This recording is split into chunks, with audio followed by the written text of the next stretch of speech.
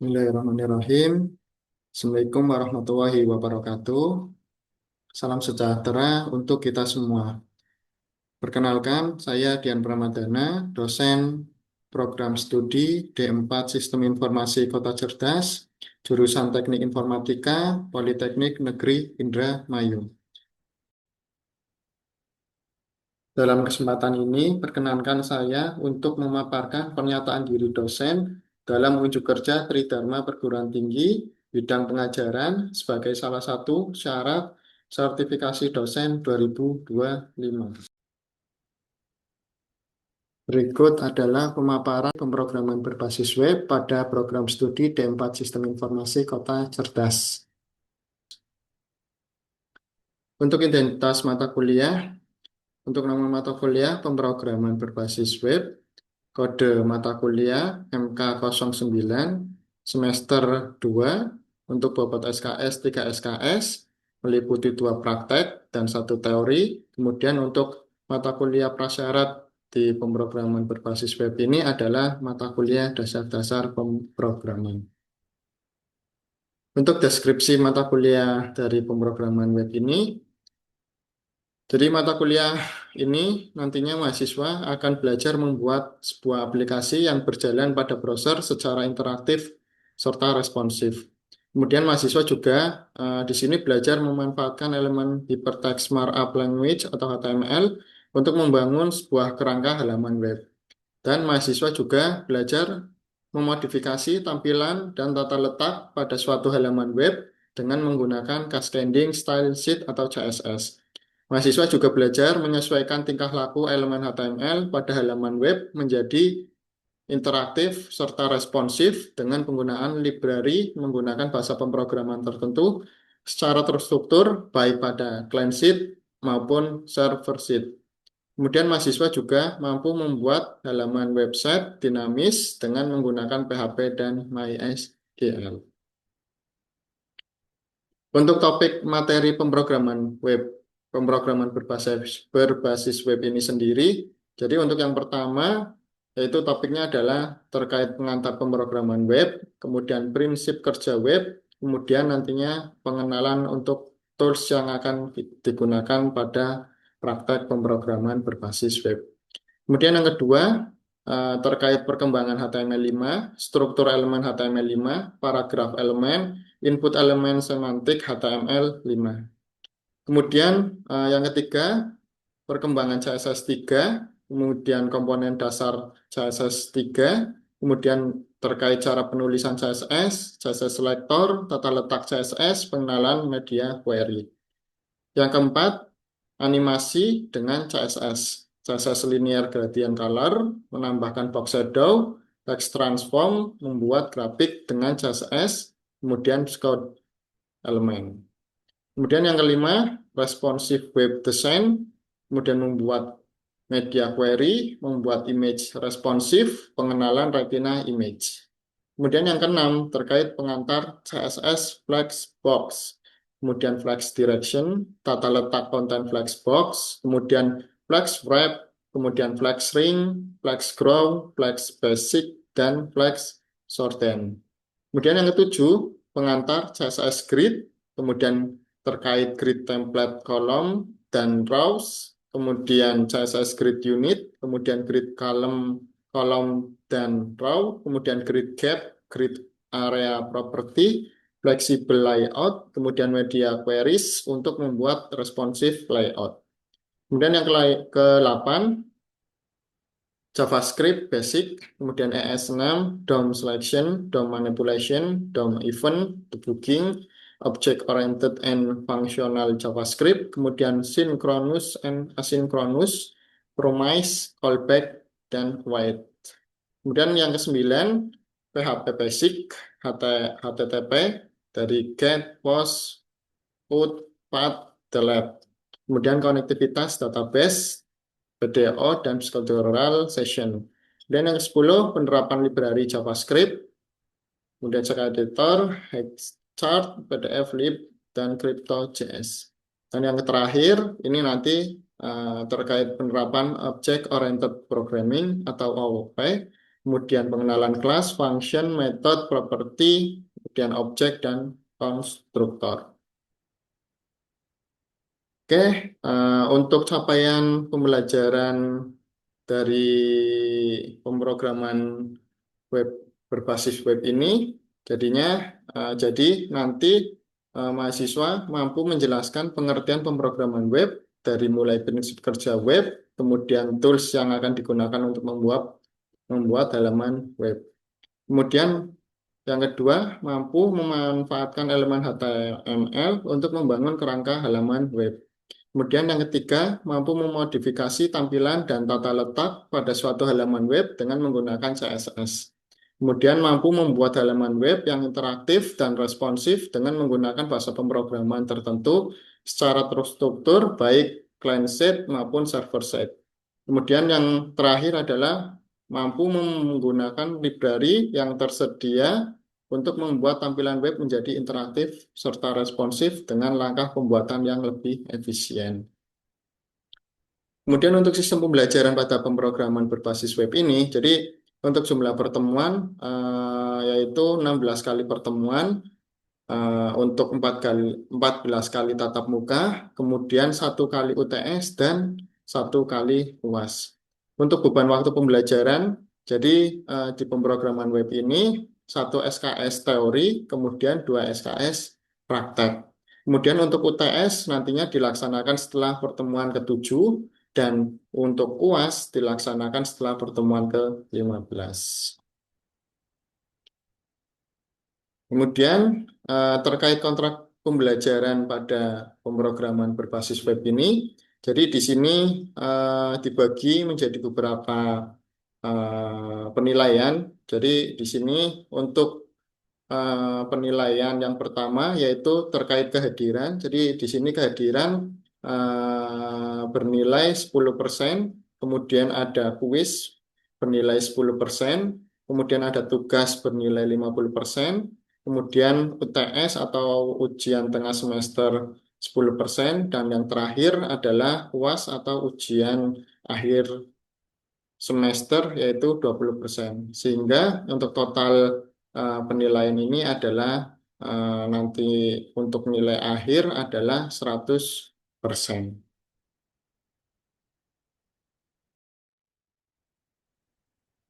Kemudian ini adalah untuk terkait RPS dari pemrograman berbasis web. Jadi kurang lebih untuk RPS-nya sesuai dengan yang sudah tadi saya jelaskan juga. Jadi di sini untuk identitas mata kuliahnya. Jadi mata kuliahnya adalah pemrograman berbasis web. Kemudian untuk kode mata kuliahnya adalah MK09 dengan bobot jumlah SKS-nya adalah 3 SKS. Kemudian pemrograman web ini di semester 2. Nah, kemudian di sini ada tanggal penyusunannya. Dan di sini ada tanda tangan juga validasi dari nama koordinator pengembang RPS-nya.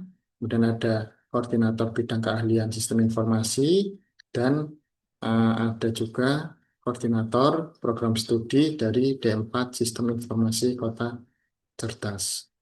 Kemudian di sini untuk RPS ini berisi terkait capaian pembelajaran.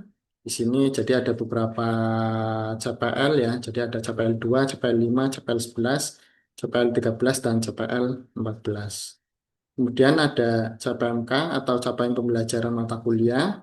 Kemudian ada sub CPMK. Di sini untuk sub CPMK ada sub CPMK 1, sub CPMK 2 sampai sub CPMK 11. Kemudian untuk deskripsi singkat tadi sudah saya jelaskan di awal. Kemudian di sini ada bahan kajian terkait materi yang akan disampaikan ke mahasiswa, bahan kajian atau materi pembelajaran ya, yang nanti ini akan disampaikan ke mahasiswa. Kemudian di sini ada daftar referensi. Jadi daftar referensi ini terdiri dari referensi utama, kemudian ada referensi pendukung juga. Kemudian ada nama dosen pengampu, kemudian mata kuliah prasyarat. Kemudian di sini tadi, jadi untuk kontrak pembelajaran ya, jadi di pemrograman web ini, jadi kurang lebih seperti ini. Jadi hasil proyek atau tugas ini 50%, kemudian UTS-nya 10%, UAS-nya 20%, kemudian ku 10%, dan yang terakhir adalah kehadiran 10%. Dan ini kurang lebih untuk gambaran. Jadi di sini didetailkan. Jadi dari pertemuan pertama atau minggu pertama sampai minggu ke-16. Jadi di sini untuk minggu ke-16 nantinya adalah ujian akhir semester atau UAS. Dan di minggu ke-7, uh, maksud saya di minggu ke-8 ini nanti adalah ujian tengah semester atau UTS. Baik, selanjutnya adalah cuplikan video terkait pengajaran mata kuliah pemrograman web pada pertemuan minggu keempat, yaitu CSS atau Cascading Style Sheet. Hari ini kita akan membahas sedikit terkait CSS atau Cascading Style Sheet. Jadi di materi sebelumnya kita kan sudah membahas terkait HTML ya. Jadi untuk pertemuan selanjutnya kita akan membahas ini. Jadi CSS. Mungkin kalian yang sebelumnya ya. Jadi di pertemuan yang sebelumnya sudah belajar terkait HTML. Jadi nanti si HTML itu kan lebih untuk kerangka ya, untuk membuat sebuah kerangkanya lah. Jadi di CSS ini nanti kita akan difokuskan ke desainnya. Jadi kalau kemarin kan kita belum ada pewarnaan, kemudian belum ada model fontnya juga ya. Jadi banyak lagi lah. Di sini nantinya kita akan lebih fokusnya ke desainnya. Oke, next. Pertemuan awal. Jadi pertemuan awal kita saya sudah sampaikan. Jadi nantinya di materi atau mata kuliah pemrograman web ini kita akan membahas kurang lebih materi ini ya. Jadi yang pertama itu HTML, yang kemarin sudah kita bahas ya. Kemudian yang kedua itu kita ke CSS. Nah, di hari ini kita nanti sedikit akan membahas terkait si CSS ini. Kemudian nanti JavaScript, kemudian barulah nanti ke PHP. Nah, barulah nanti ketika keempat ini sudah kita pelajari semua, baru nanti kita akan membuat atau latihan membuat sebuah website. Oke, langsung saja. Jadi ini ya, jadi untuk fungsinya bisa kalian lihat di depannya. Jadi ini kurang lebih fungsi dari si CSS ini. Jadi untuk fungsi yang pertama itu dia nanti untuk mengatur tata letak. Jadi untuk pengaturan tata letak baik itu gambar ya, kemudian di paragraf atau kalimat, jadi nanti bisa kita atur dengan CSS ini. Kemudian yang kedua, untuk fungsi yang kedua ini ya, untuk mengatur warna dan latar belakang.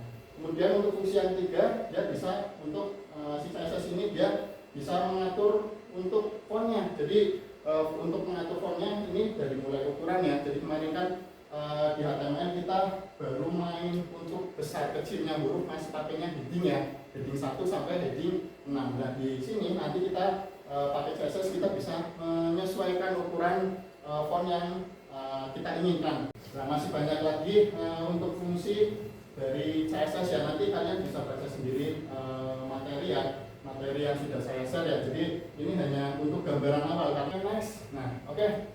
Jadi ini kita sudah masuk ke komponen dasar dari si CSS. Jadi komponen dasar dari CSS kurang lebih kalian bisa lihat di depan. Jadi di sini dia si CSS ini dia yang mengawali dia adalah si selektor. Jadi selektor, kemudian setelah selektor dia ada yang namanya blok deklarasi, atau ya kalian bisa lihat di sini adalah blok deklarasi, itu dia bentuknya adalah kurang. Kemudian setelah blok deklarasi, nanti di dalam blok deklarasi ini dia nanti ada properti. Nah properti ini nanti nggak hanya cuma satu ya, maksudnya bisa diisikan lebih dari satu properti. Kemudian otomatis di sini ketika kalian sudah mengisikan properti, di sini dia harus ada nilainya. Jadi nilainya ini pun nanti disesuaikan dengan propertinya. Ini masih gambaran awal saja ya, jadi kalian nggak usah pusing-pusing dulu. Ini hanya pengenalan di awal. Mungkin nanti kalian akan lebih jelasnya di di selanjutnya ya. Di sini nanti akan ada sedikit detail terkait CSS ini. Oke, sampai sini paham ya semuanya? Paham ya? Paham.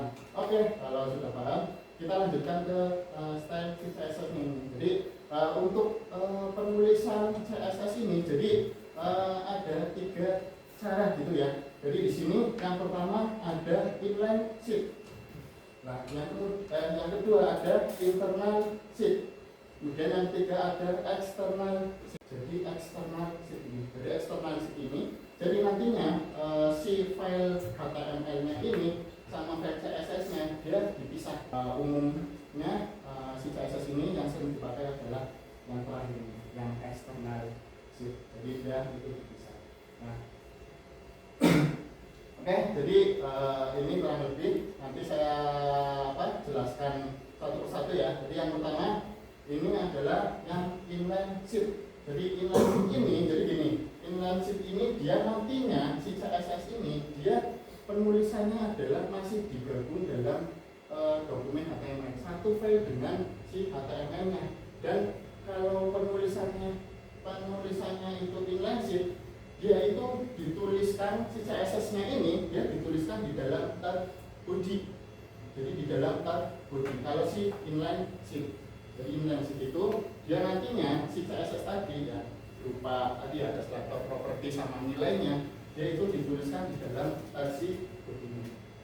Jadi di sini saya contohkan dengan tambahan style ya. Jadi pakainya nanti adalah style. Jadi style di sini adalah background color contoh ya. Jadi kalau tadi kan saya contohkan adalah color ya. Kalau color dia nanti adalah untuk mewarnai teksnya. Tapi ketika kita pakainya background color itu nanti untuk mewarnai backgroundnya.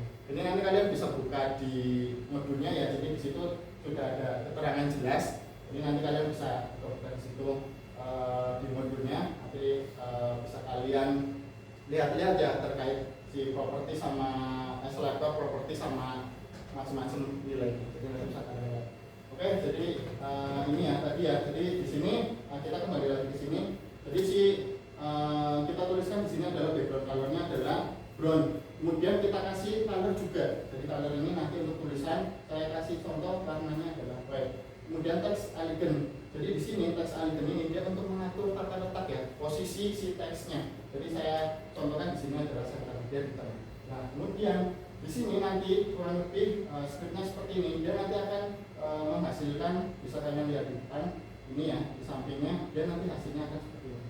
Kalau di HTML kemarin kan kita belum ada pewarnaan, walaupun kita sudah membuat ini ya latihan-latihan yang ini. Nah, namun di CSS ini, di materi CSS ini ya saya tambahkan CSS-nya di sini. Nah, ini nanti keluarnya akan seperti ini.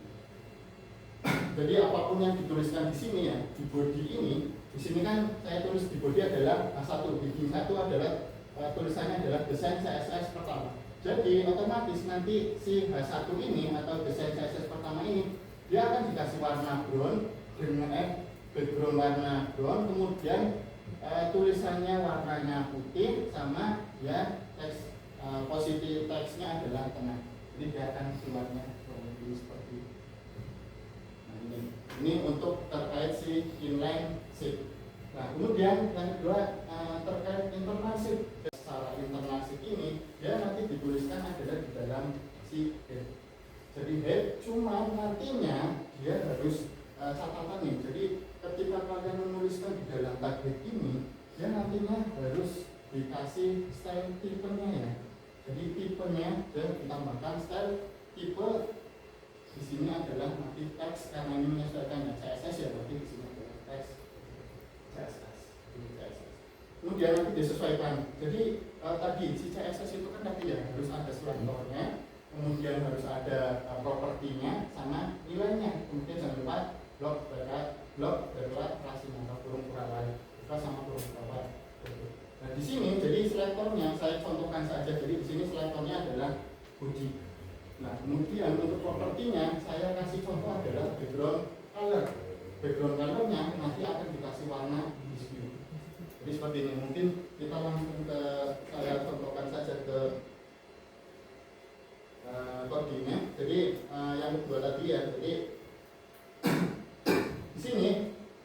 Jadi untuk tadi ya. Jadi untuk penempatan si CSS ini kan internal ya, jadi dia dituliskan di dalam head. Nah, kemudian di sini saya kasih bodinya ini, selektornya ini, kita akan desain si bodinya ini. Jadi yang nantinya di dalam si body ini, jadi di body ini dia akan didesain sesuai ini. Background colornya adalah hue. Ini nanti contoh kita tambahkan.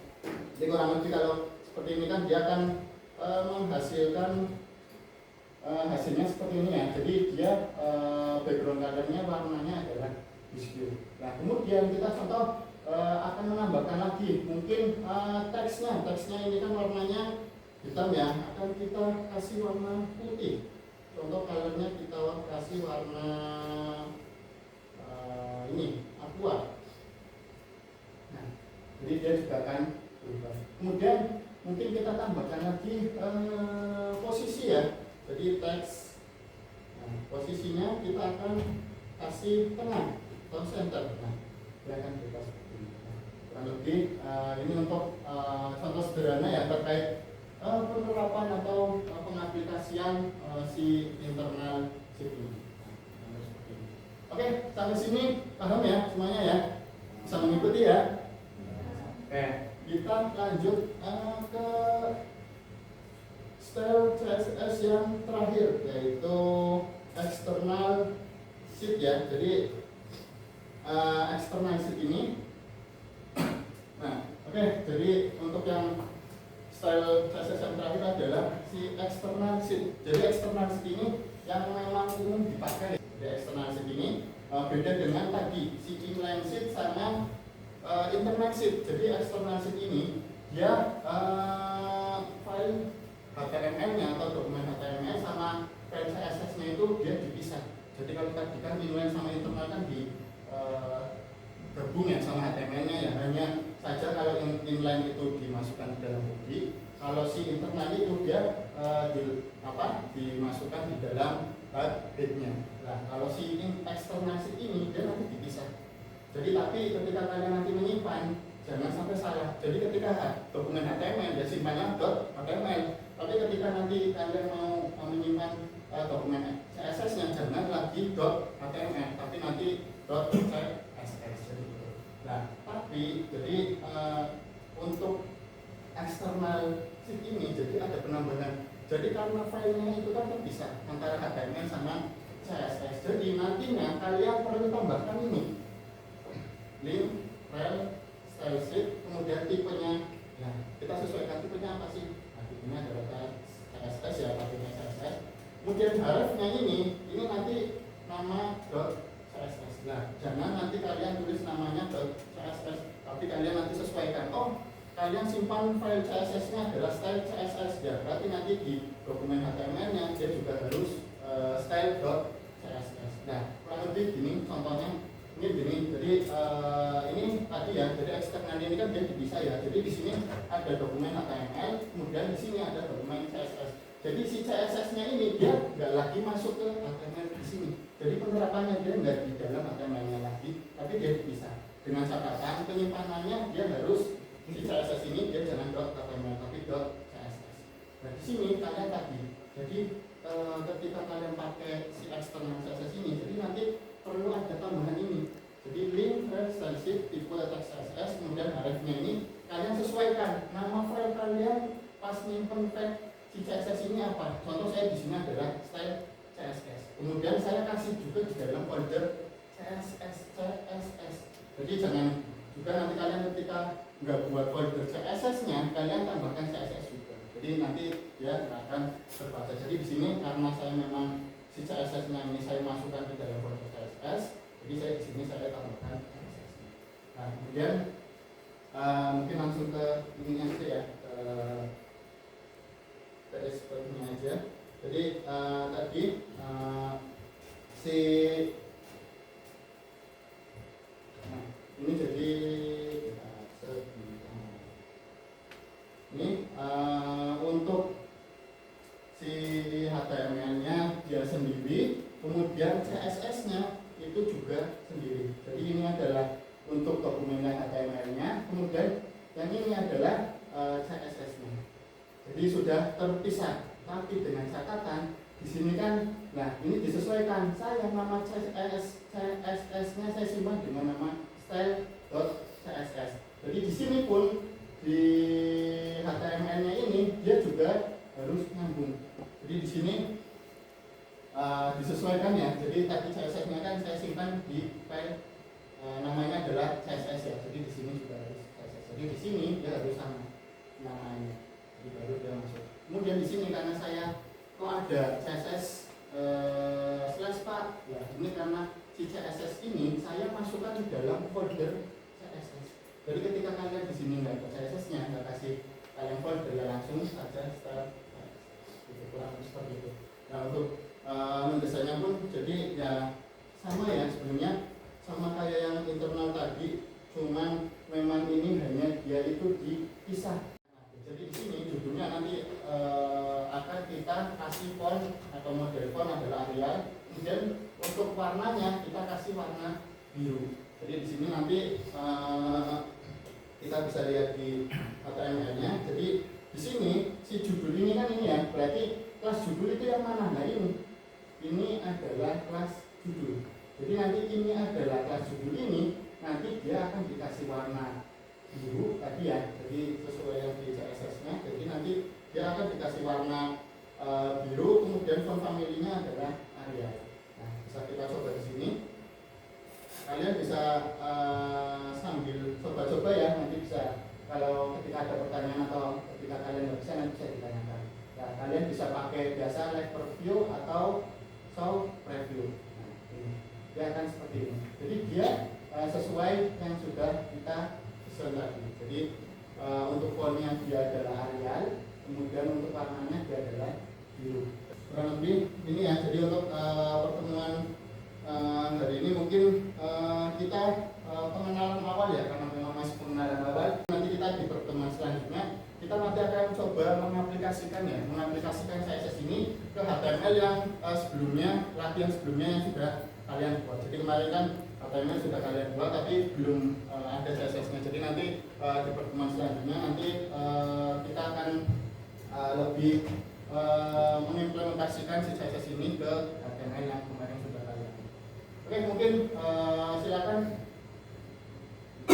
yang latihan ini bisa kalian coba dulu. Nanti kalau ada kesulitan nanti silakan bisa ditanyakan. Bisa? Bisa?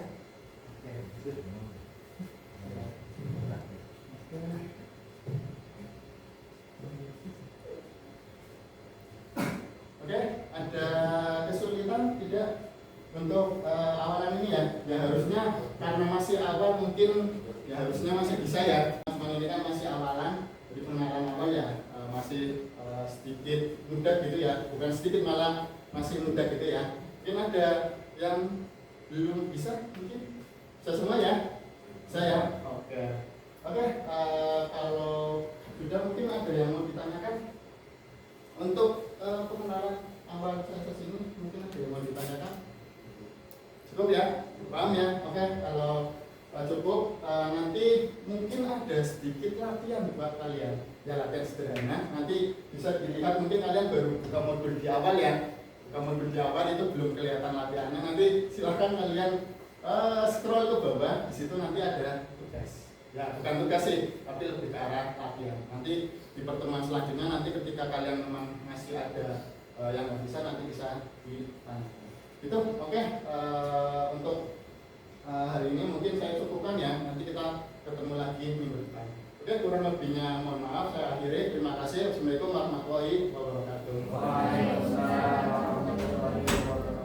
Demikian deskripsi singkat terkait cuplikan pembelajaran mata kuliah pemrograman berbasis web pada program studi Sistem Informasi Kota Cerdas, jurusan Teknik Informatika, Politeknik Negeri Indramayu.